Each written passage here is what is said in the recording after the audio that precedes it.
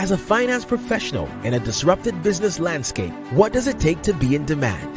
What does it take to attract great paying international roles? If you're an ICAN member, it'll just take one exam. That's all it takes to complete the globally recognized CIMA professional qualification and the internationally respected CGMA designation.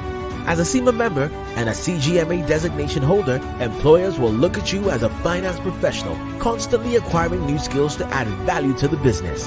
That's why they'll be willing to pay premium to hire and retain you. If you have 5 years of relevant experience and are an ICAN member, you can directly sit for the final exam of the CIMA Professional Qualification, the Strategic Case Study Exam. Start studying the CIMA Professional Qualification. Prepare to make an impact.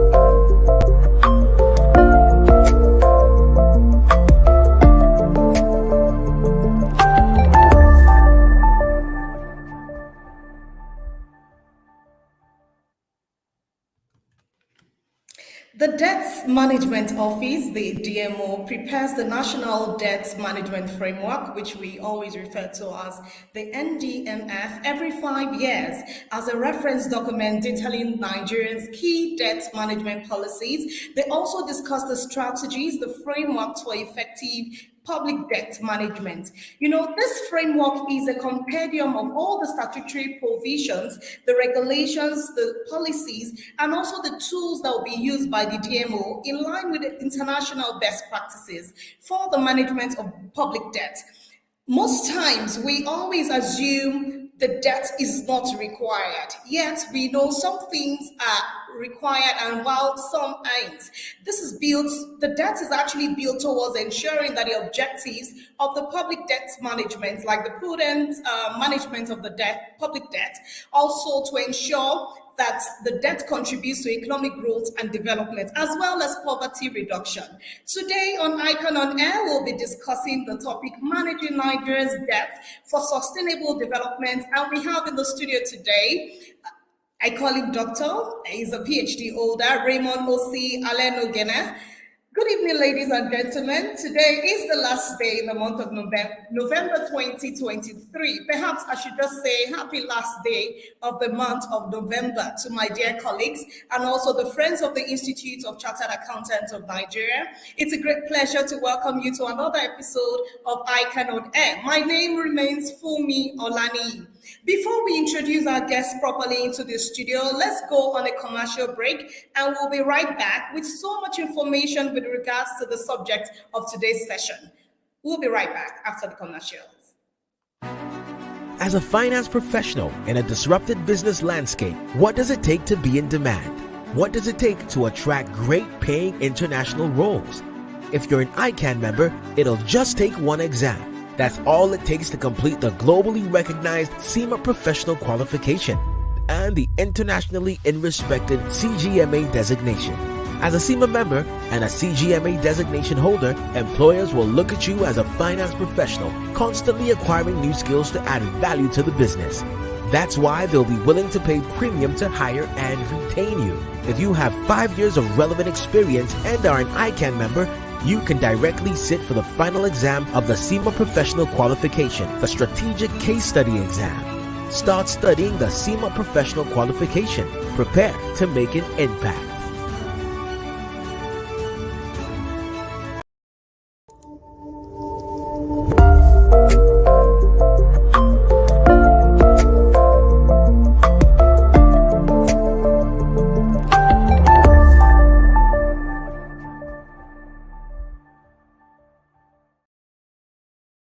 Welcome back into the studio. Today is still ICAN on Air, and like I said earlier, it's the last day in November, so we look forward to tomorrow, which is a brand new month. Today we'll be discussing the topic, managing Nigeria's debts for sustainable development, and we have in the studio Dr. Raymond O.C. Allen-Ogene. I would like to read the profile of Dr. Raymond.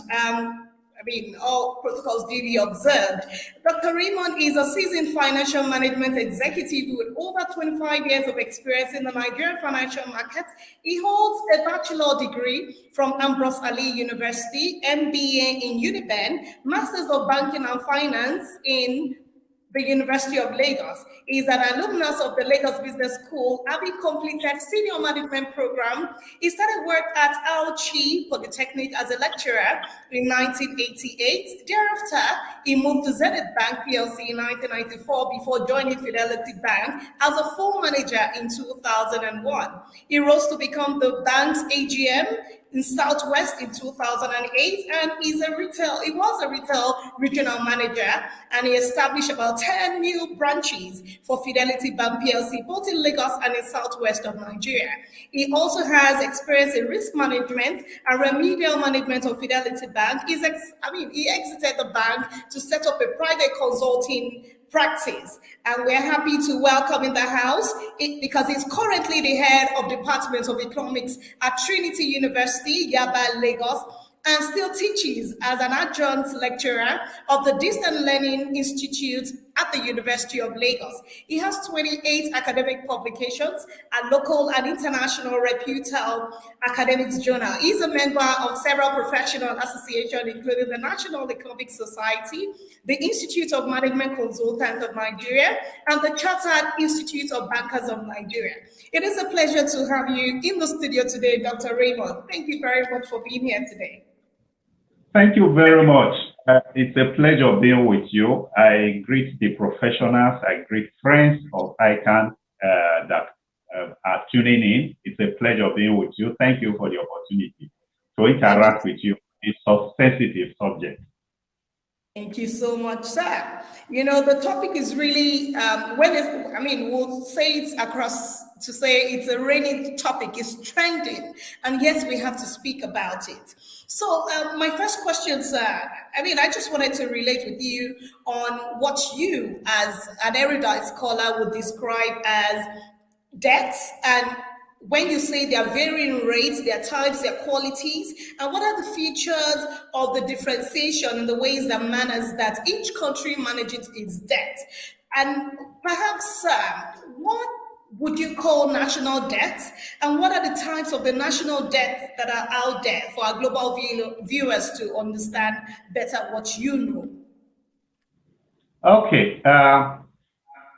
A debt by a country or government is national debt, but a lot of the time, three concepts are used interchangeably: national debt, government debt, and public debt. Generally, they use them and there are not much different. But when we go into the details, national debt talks about central debt or federal government debt. But government debt is slightly larger, talks about the federal government debt, the state government debt, and the local government debt. It's specific on government borrowing. But when you are now including to all the government debt, you are now talking about debt by public corporations owned by government, all exposure in relations to government. We are now talking about public debt. Public debt. So though they are used interchangeably, they are highly related. It's when you go into those specifics. But once it is borrowed by an arm of government, it is a government debt.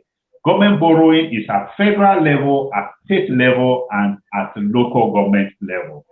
But we also have other government institutions, MDAs, that borrow with the approval of government just to carry out specific activities. Thank you very much. All right, thank you so much, sir. So now we know the public debt is different from other debts. So thank you very much for shedding more light on that.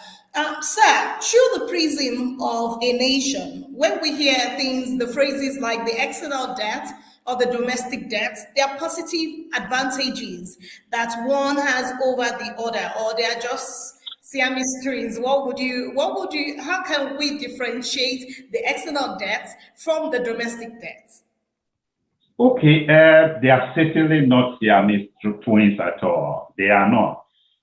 External debt is government borrowing from outside the country.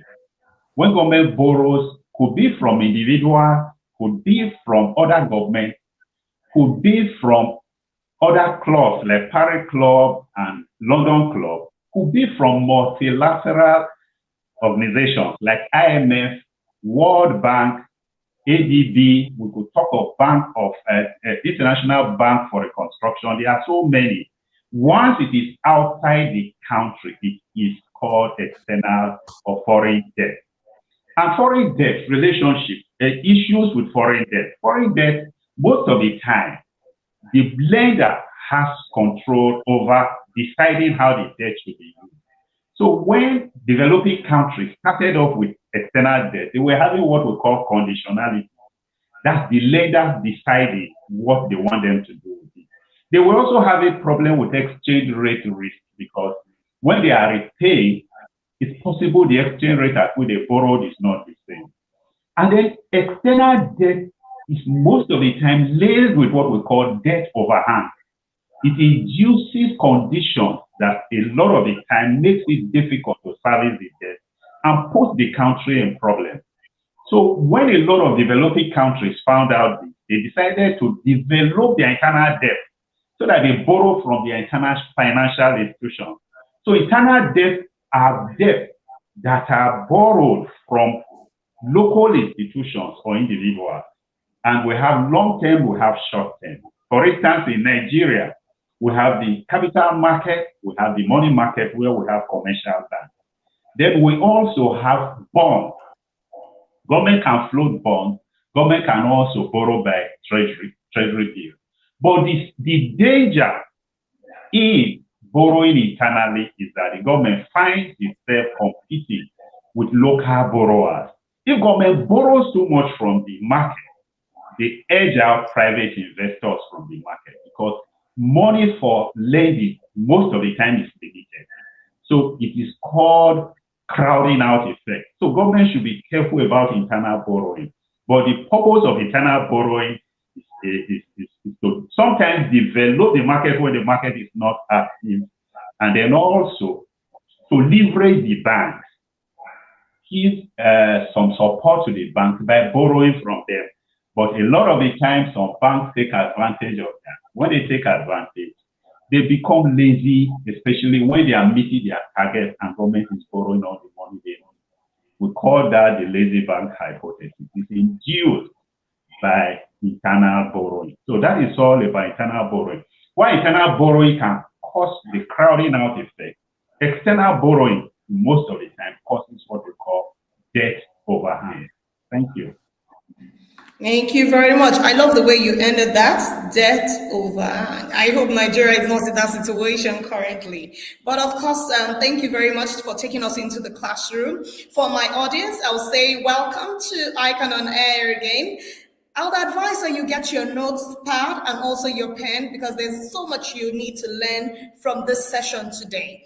So, sir, Dr. Raymond, given our current debt profile, will it be wrong or out of place to say that the current generation of Nigerian leaders is laying a debt trap for the future generation of Nigerians? To an extent, a lot of borrowing is done by government, leaving behind huge burden for incoming government. And it's not right. It's not right.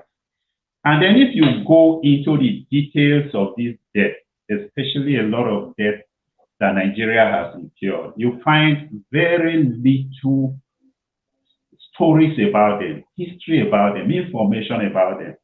For instance, you look at the debt on which the country is servicing, paying so much to service. You see that they are not tied to assets. That is what is supposed to happen anytime government borrows. Anytime government borrows, it's supposed to be tied to an asset that will repay the loan, and it's supposed to be carefully managed in such a way that it does not burden the government itself. Government can partner, not that government will borrow money just to do recurrent expenditure, pay salaries. We have a lot of that in Nigeria, and putting so much pressure on new government taking over from the previous one. And it is not right. It's certainly not right. Thank you.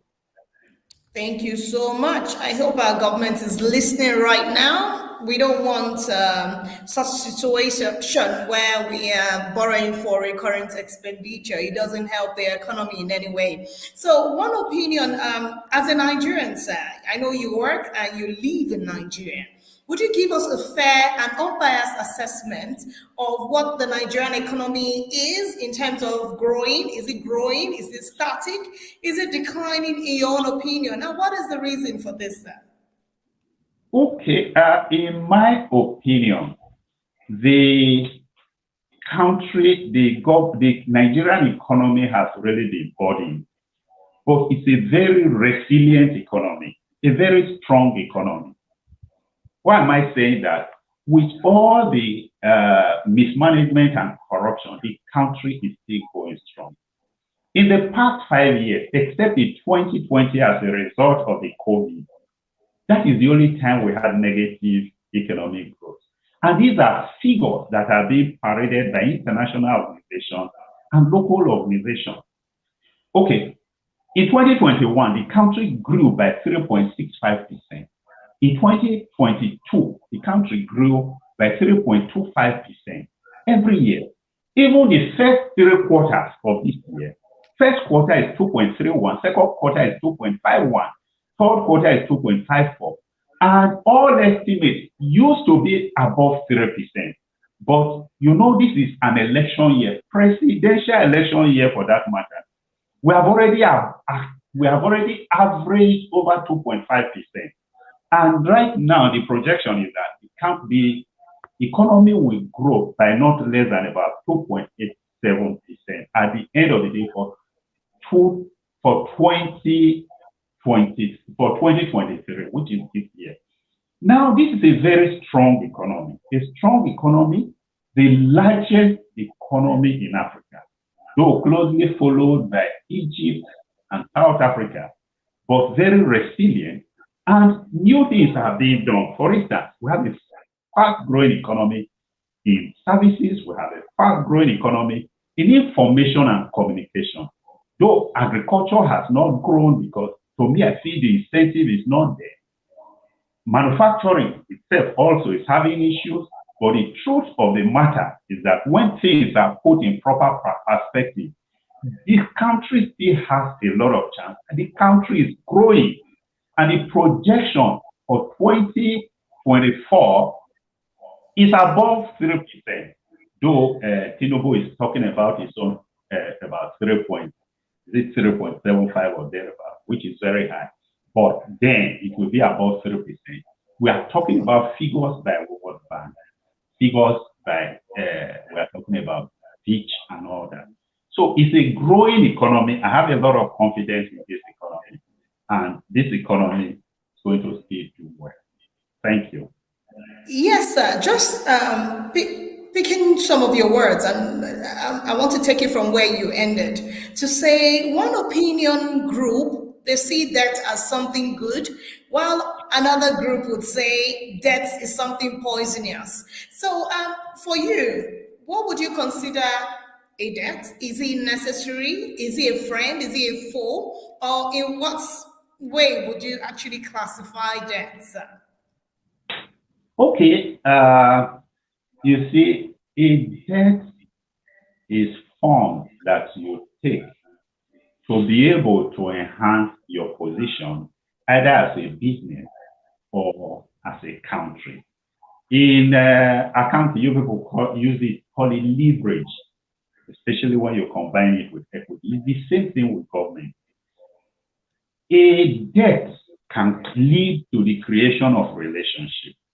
A debt, you use a debt. Basically and primarily, a debt is supposed to, a government debt is for stabilization. You are supposed to take a debt during recession or when the economy is low because the finances are not enough. And then you pay back just because the economy will always recover. But we have seen situations of abuses. That does not mean that debt is bad. Government also takes debt to execute very sensitive projects, which is what is going on now. You take debt to execute a project that will improve the economy, that will improve the productivity of the economy. There is nothing bad in that. But it's just that when you take a debt and it's not properly managed, it doesn't remove the fact that a debt is a good thing and it is necessary. It is necessary because you need it, especially to enhance your infrastructure in a country. For instance, we are talking about roads, good roads. We are talking about electricity. We are talking about other things, construction, real estate, and so on and so forth. Debt is used every day. Even the United States, the biggest nation in the world, is into a whole lot of debt for financing its budget continuously. So a debt, as far as I'm concerned, because people have abused it, a debt is a friend. A debt is something necessary. A debt will enhance public relations. A debt will assist you to finance very important projects. And a debt will also, for instance, help in growing your domestic market. If debt is not there, you see, we float all sorts of bonds. There are bonds, private bonds, public bonds. For instance, in Nigeria now, we are talking about so-called bonds, we are talking about green bonds, we are talking about federal government savings bonds, and so on and so forth. And these make the market very active. So debt, they are all based on debt. So a debt is a good thing. And you also use debt to control the economy because through treasury deals and others, the central bank can either improve the money in circulation or reduce the volume of money in circulation. And it is through debt that we achieve all this. So to talk about stable money supply and management of the monetary policy, we also use debt. So debt is a good thing. But the most important fact about debt is that when a government takes a debt, all machinery should be put in motion to carefully manage that debt so that at the end of the day, it is repaid. Where it is taken or used by government without being put into investment, it will be repaid from the taxes of the citizens, which is from the sweat of the citizens. So a debt should be carefully managed. Thank you. Okay. Thank you so much, sir. If I properly captured all that you said, it's just about saying too much of everything is bad. So thank you very much, Dr. Raymond, for letting us into that part of debt. So I'd like to recognize some of our audience. I'll say Alex Ezomon from Benin City, Edo State. You're welcome. Losin Ahmed from Port Harcourt. We say welcome to the program today. Fagbola Temita, we see you all the time and we say thank you for joining from Ibadan. I see Linus from Enugu. We see from Akodi, Binde, and I also see Johnson, who is from Lagos State. So prepare your questions. We have the man who can answer all of these questions because he's a lecturer and he's a doctor. So please prepare your questions. We'll take them as soon as we have them. So Doc, as a trained economist with close to 2 decades of practical banking work experience, what is debt management? And what is your opinion on the way and manner in which Nigeria's debt is being managed today? Okay, debt management talks about bringing debt under control through financial planning and budgeting. Debt management starts from negotiation to ensure that it meets the reason why you want to borrow. That is the borrowing cost. Then debt management also follows through to ensure that you meet the conditions precedent to draw down. Debt management follows through to the implementation of the debt, the execution of the debt, bidding of the project, and then following through to ensure effective management so that it ensures repayment. But talking about debt management in Nigeria, certainly it has been poor. It has been poor because it has been taken out of the hands of professionals in the management of debt itself. So it's been poor because look at the signs are not good at all. the country engages in too much borrowing, even when there is huge earning of foreign exchange from oil. If you go through, Nigeria has virtually been in budget deficit right from the 70s. Even years where we earn a lot of money through oil sales, those years we still borrow when it's not necessary. It's only during the Obasanjo administration that we brought down borrowing, and it paid off the external debt. So look at a situation where, like you mentioned yourself, it leaves behind debt for incoming administration. For instance, the first half of this year, we have debt service of about 2.3 trillion, which is about 73% of the total revenue for that period. You can imagine. We are talking of just debt service. We are not talking about repayment of principal. Then, the structure of the debt is another thing. We see repayment and servicing on so many debts that you cannot track the assets on which they were put. It's not a good thing. Debt management in Nigeria has been very poor. And then we see situations where some debt are specifically listed for some assets. At the end of the day, the assets are left hanging, and the assets, most of the time, are managed. So these are some of the features that cast very poor shadow on debt management in Nigeria. For instance, like I said, just keep a list on the debt that Nigeria is paying, is servicing. You are going to see a huge list, quite some list, except the recent ones. The recent ones, like the China debt and others, they are the ones that you can point at the assets. You can see the assets. That is not supposed to be the case. All government debts are supposed to be asset related, such that the assets are managed for the repayment. That's why you see, for instance, we are talking about paying over 70% of revenue on just servicing. What about when you want to start talking about the repayment of principal? Government is not supposed to have business with a lot of the repayment. Nigerian government takes on too much debt. So that is an issue, and it's an issue that should be well handled. So if this is supposed to come down, Nigeria is supposed to sell off some of these debts, commercialize them, financialize them, so that private sector will come in and manage them. It's still possible in some of the cases. Thank you very much. Thank you so much, Dr. Raymond. And remember, it's still ICAN on air, and we have in the house Dr. Raymond discussing managing Nigerians' debt for sustainable development. We'd like to go on a commercial break, and when we come back, we'll take the questions from the audience. Get your questions ready, because we are ready to take them all on. Thank you, and we'll be right back. As a finance professional in a disrupted business landscape, what does it take to be in demand? What does it take to attract great paying international roles? If you're an ICAN member, it'll just take one exam.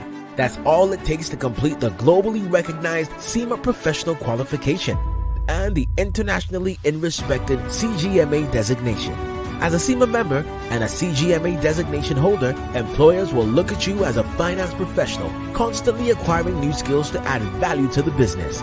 That's why they'll be willing to pay premium to hire and retain you. If you have 5 years of relevant experience and are an ICAN member, you can directly sit for the final exam of the CIMA Professional Qualification, the Strategic Case Study exam. Start studying the CIMA Professional Qualification. Prepare to make an impact.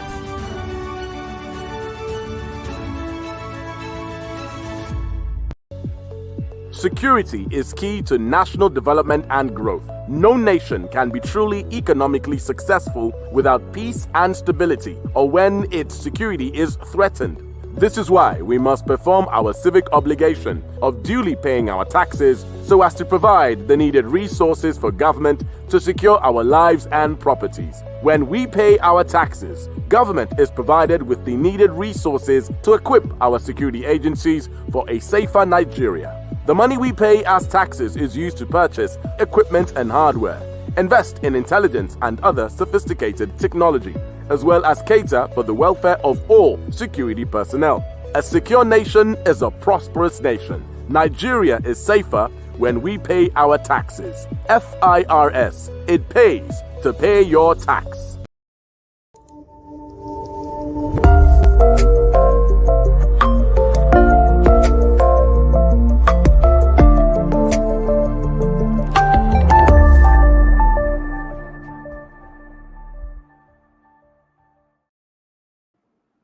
You're welcome back to ICAN on Air today, the 30th day of November 2023. And we have in the house Dr. Raymond Aleno-Gene. Thank you so much again for being here, sir. Thank you. It's a pleasure being with you.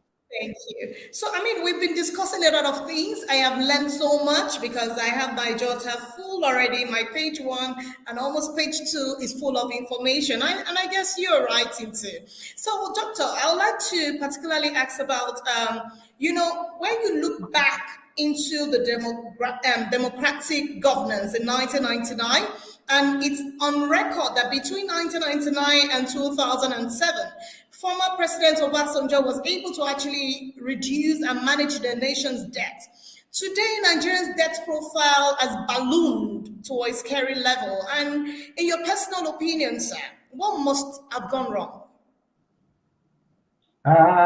It's what happens when you have government that don't care about the future of the country. Because when you take a debt, and that debt is shrouded in uncertainty, it's leaving a burden for the future. You take so much debt. If every government comes in and does that, the country will collapse. A debt is can so easily collapse a country. So Obasanjo did the right thing, set a good example. He brought down Nigeria's debt from above 6 billion to less than 2 billion. He paid off the most difficult ones, which were the Paris Club and the London Club, and then decided to start borrowing from our internal financial market. That was done in the right direction. But you have other governments that just come in, they borrow, they feel that whoever is coming in is going to pay. It's not right. It's not the government officials that are paying. The debt is primarily repaid from the taxes of the citizens. What do we have? We have a situation where we have debt. Talking of Obasanjo brought it down to 2 billion, to 2 billion. Then we have moved it. Right now we are on about 87 trillion. Out of that 87 trillion, we are talking about ways and means of about 21 trillion, all taken from the central bank, used to fund the economy, used to fund things that are in the economy that were not backed by very clear transactions. This is not good enough. It's not good enough.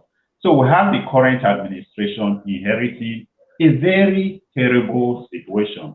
We are talking of a situation where our debt to GDP has gone up to about 40%, though the World Bank recommended about 45% for Nigeria, which means we have very little leeway. A lot of people have done the stress test, like I did in I did threshold of Nigerian debt, of domestic debt. It's in one of my publications. I found out that by the time debt is going above 18 to 20% of our GDP, it becomes inimical. It becomes too much to manage. Maybe a lot of it is still far away. So I recommended debt that should always be below 18%. So when we do these stress tests, we have to find what we call a threshold for our our debt. And we expect governments to obey those thresholds. If they obey those thresholds, we would have this kind of situation that we are in. The Nigerian debts are scaring people not because they are so large, but because the fundamentals for payment are not so adequate. We're talking of a country heavily leveraged because the productivity is not high, because manufacturing has not picked up, because in agriculture we are still importing food. We don't have any business importing. So these are the things that are mind-boggling. They are mind-boggling, and then we continue to incur the debt.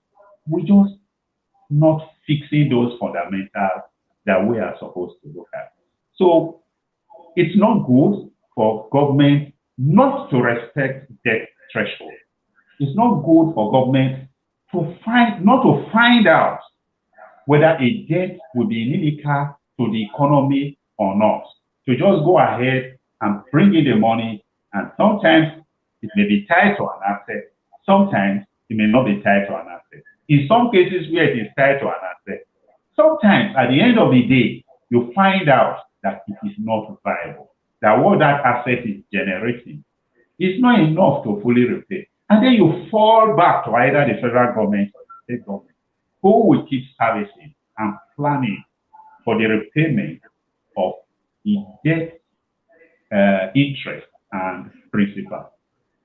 Like I said, Obasanjo did a good thing. He was very prudent.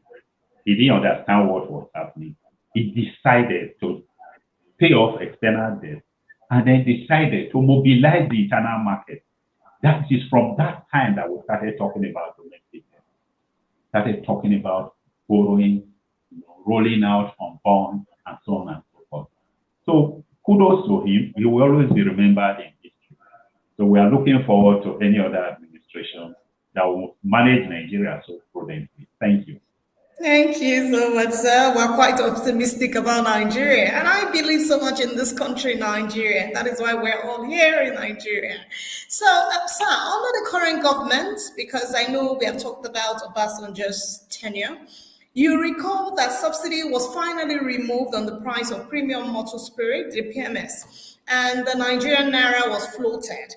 Although Nigerians actually, the journey to full, we don't understand the journey to full economic recovery.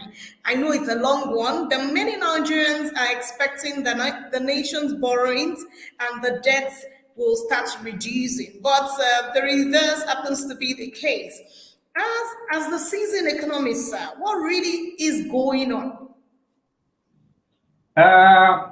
What is going on is that, you see, you go into history anytime you have a new administration. The Tinubu administration, I don't expect the administration to concentrate too much on paying off debt because that's not what he believes in. It doesn't mean that he does not run the economy or he will not run government buoyantly. He will run government buoyantly. He will make government very active. But you see, different individuals have different penchants for the management of debt. He cannot follow Obasanjo's footsteps. The removal of fuel subsidy. If Nigerian fuel subsidy was well managed, there was no problem. It was not well managed. There was so much scam attached to it. For instance, in 2022, the country spent 4.5 trillion out of a budget of roughly 21 trillion just to pay fuel subsidy, out of which a large segment of it was scam. That's number one. Number two, the entire West African region, the fuel was being sponsored by Nigerian fuel subsidy. Many of them were enjoying subsidy from Nigeria, and they are not Nigerians, and this is not fair. So as far as I'm concerned, it was the right decision to remove the subsidy, but the manner in which it was removed is my problem.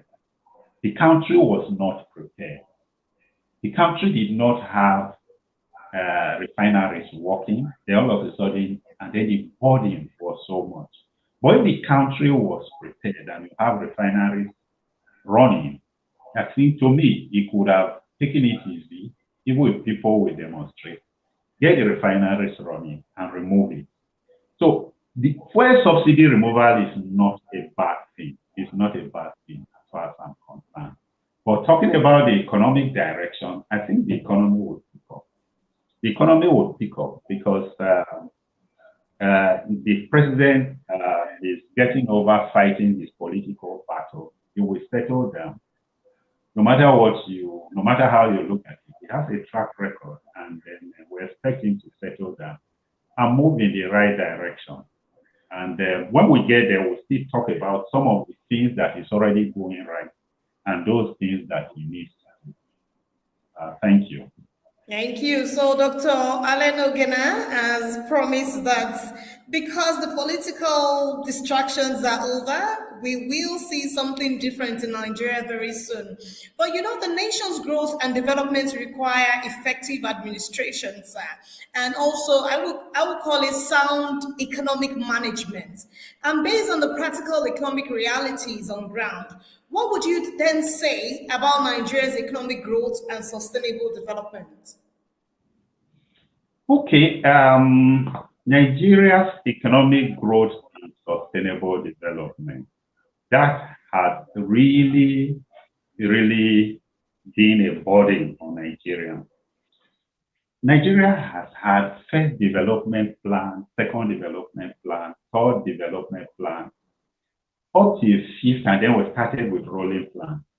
The problem was not with plans. Our problem had to do with execution, had to do with genuine commitment to the plans and execution.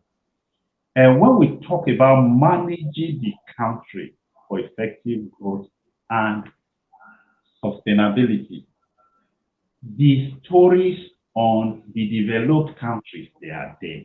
They are abundant. They are in the literature.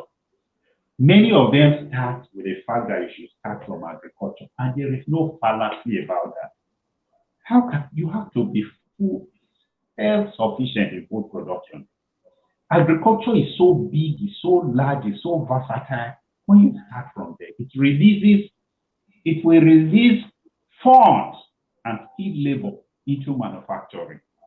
And then you continue with manufacturing that is indigenously based, manufacturing that is focused on your abundant natural resources, that we evolve and start to use technology and grow those resources so that you'll be able to export what you're able to produce.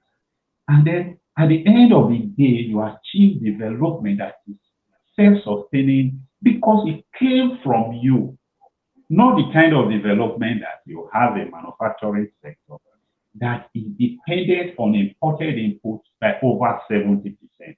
Once there is no foreign exchange, the manufacturing sector will not perform. That is not development.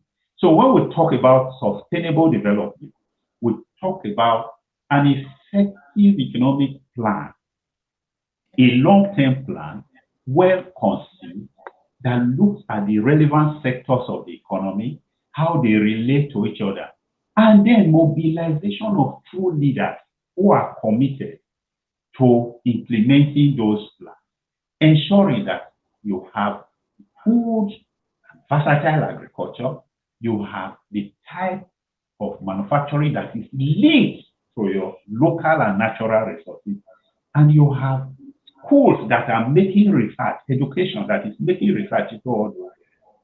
And then the emphasis at the end of the day, when we talk about growth and development, emphasis is on productivity and output.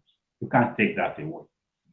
Productivity and output in agriculture, productivity and output in manufacturing, productivity and output in real estate, in construction, in transport, productivity and output in power. That is what it's all about. And it's productivity and output in government at federal level, at state level. This country is blessed. It's just for us to exploit the resources we have. Not that we should be looking at Abuja to be able to see what is coming in for allocation. That's not what government is all about. how much have you been able to, be able to develop your state? Have you called your local governments together to say, okay, what do you have? What can we develop? What can we invest in? Exactly. These are the issues. These are the issues. So it has to do with governance, not plans. We have had very fantastic plans in the past, but they have not put any food on our table. Thank you very much. Thank you. I love the passion to which you speak on these topics there. And this is almost recent because it happened yesterday, where the Mr. President actually presented the 2024 budget. And during his speech, he mentioned that the budget deficit was projected at about 9.18 trillion, and the deficit is expected to be financed through new borrowings. What would you say? I mean, what does the new borrowing plan say about Nigeria's debt management discipline? And another part to it, sir, is that, the Nigeria's debt to revenue in terms of the ratio as of December 2022 was estimated at 95%.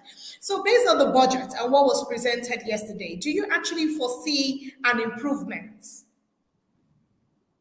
Well, based on the budget, I foresee an improvement. The country will continue to borrow because there is no option for now.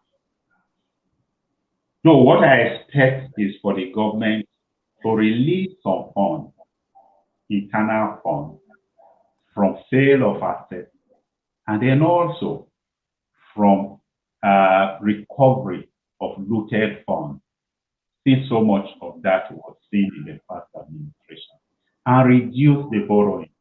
But as that is not so forthcoming in the immediate time, we have to look at some level of borrowing to be able to carry out the projects that we are talking about.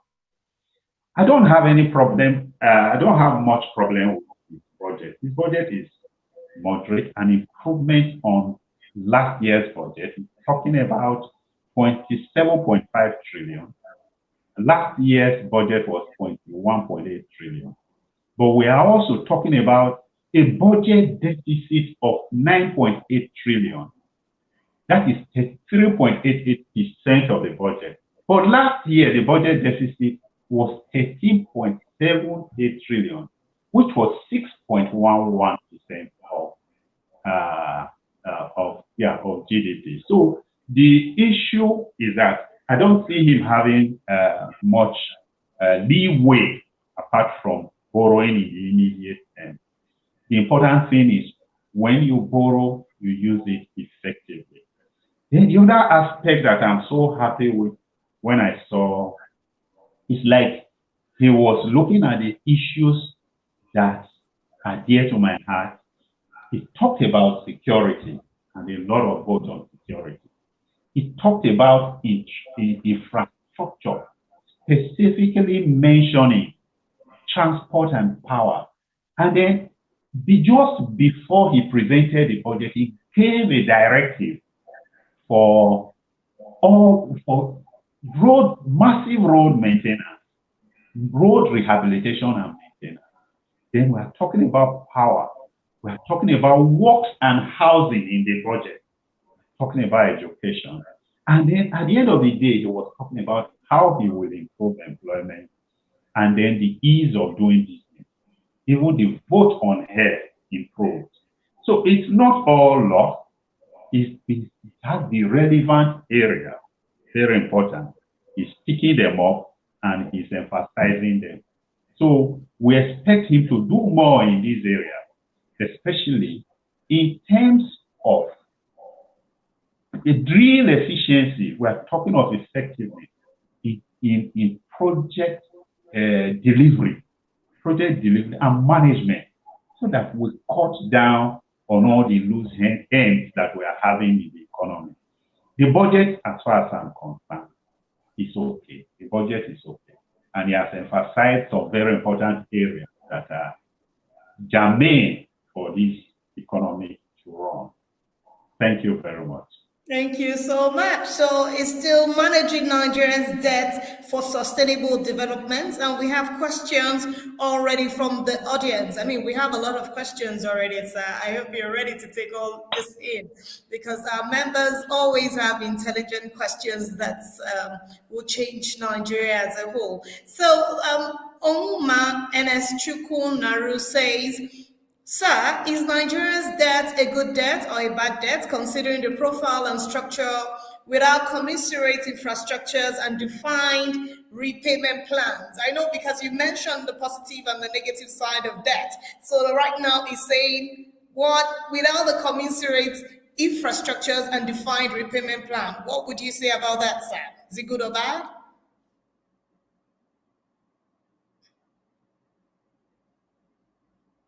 Okay, I guess Dr. Raymond. Okay, we'll try to see how Dr. Raymond will get back into the studio.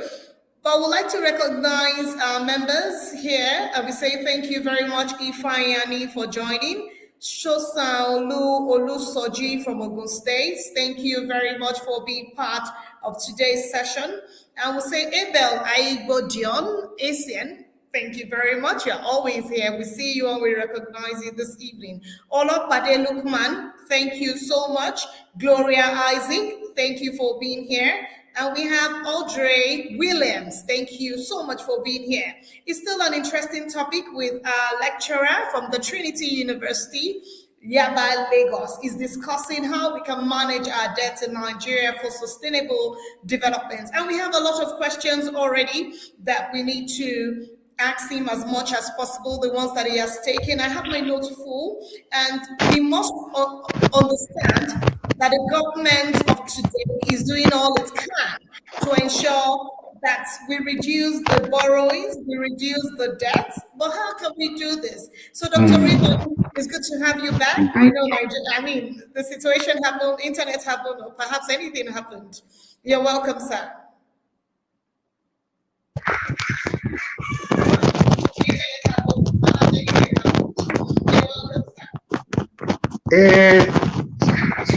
Hello. All right, you are here, sir. We can. Okay, so sorry. Can you repeat that question? I'm very sorry. Okay, so the audience wanted to know what it says there are good debts and there are bad debts, and it's trying to say without the relevant infrastructure. So the question is Nigeria's debt. Is it a good debt or is it a bad debt? Considering the profile and the structure without commensurate infrastructures and defined repayment plans. Okay, you know, when you look at Nigeria's debt, there's not one debt. It's not one. So you cannot just categorize all of them. We have some of them good, some of them bad. For instance, when you talk about the debts that you cannot trace to assets that is supposed to repay them, debts that were taken to pay salaries, those are bad debts. But debts that you can link to specific assets that should be used to repay the debts, then you are talking about like railway debts in Nigeria. Those are good debts. We have some other debts that are also good. So we can't categorize all of them as one debt, whether the debt of Nigeria is good or is bad. We have to break it down and we have to link each debt. The one we can link to an asset that is productive, then it is a good debt. Then those that we cannot link, they are bad debts. That is my answer. All right, thank you so much. I mean, that was well said, sir. Now that we're in the 2024 budget period and it has been presented by Mr. President, and you know, you understand, please advise, if you have the privilege of advising Mr. President on the budget, on managing Nigeria's debt for sustainable development, please, would you like to let us know what you would present to him? And also, what is your assessment of the Bola Ahmed Tinubu's administration? And what is your recommendation to the government of today, sir? Okay, first, managing Nigeria's debts. Certainly, I've said something about that before. When we are talking about managing debts, a lot of it has not been linked to assets. So those debts that are not linked to assets, we have to look for ways to link them to the assets for which they were taken. That is the process, and then we can sell them to the private sector. That is the process of trying to commercialize our debts for the ones that we can do. Then we're also talking about maintaining thresholds of debts. We should not go beyond limits that become inimical to our economy. We should maintain thresholds. Then also, we should carefully assess debts before we take them. We should be sure that they are into viable ventures that will assist in the repayment and make the economy buoyant. Those are the kind of debts we should take. We should not take debts that, we have not done enough analysis on the purpose of the debt. We should not take those ones just because they are available. Then we go to the Bola Tinubu administration. Bola Tinubu administration certainly has done well in a number of areas already within the short period. For instance, his trip to the US, to Middle East, and to Germany to seek foreign direct investment is okay. Then also his reforms on tax policies and fiscal administration is also beautiful. Then he is trying to do some things on foreign exchange. And then at the same time, he has shown interest in power. And then the other one that is very good in the area he has done well is the building of road infrastructure. He has shown very clearly. And then the minister he put there is very effective. So that's another very good one. But the area he has not done too well, or I would say I will advise him on, is coming up with an economic blueprint that is very clear. Coming up with a blueprint and showing direction for productivity is very important. And then when he comes up with this blueprint, he must list his areas of priorities. And these areas of priorities must be showcased in all our platforms, international platforms, all our embassies. And then these are the areas we will invite foreign investors in. Many countries have done this. They show their areas of priorities, like Brazil, like India, like Saudi Arabia. They don't just allow you to come in. These areas will be in the economic blueprint. We expect the Bola Tinubu administration to draw up his economic blueprint and indicate these areas. Because when productivity comes and you have good food supply, you have good roads, you have good residential outfits, you have very buoyant industries, you don't need to be looking for who will help you to be managing foreign exchange. We are talking about foreign exchange management every day as if it's something else. It's because what we are earning is not enough. If we earn enough foreign exchange, we will be battling to be managing it. Then my list of priority areas, please. Yes, sir. List of priority areas: agriculture, manufacturing, security, power and road infrastructure, construction and real estate, creative industries, digital space. These are my areas I recommend to you. Thank you, sir. Thank you very much. Thank you so much, sir. I mean, we have a lot of questions, but of course, we do not have any time. We've run out of time completely on the program. I'd like to say thank you so much, Dr. Raymond. And we know that you collaborate with the Institute of Chartered Accountants of Nigeria, and you will help us grow the economy with your knowledge and with your strength. Thank you once again. I would say thank you so much for being here, and have yourself a good evening, sir. Thank you very much. For the audience, I really appreciate you. Thank you for the opportunity. Thank you. Thank you, sir. So I'll just like to take one or two announcements, which is about the fellowship conferment. Please reach out to the Institute for the induction also. Reach out to the Institute or go to the ICAN portal to get all the information about the announcements that we have today, including the induction, conferments, the training sessions that will happen. Thank you everyone for being here. My name remains Fumi Olani, and it's a great time we spent a great time together, and I hope that you'll be with us next week also. Same time, 6 p.m. on Thursday. Have yourself a good evening, everyone.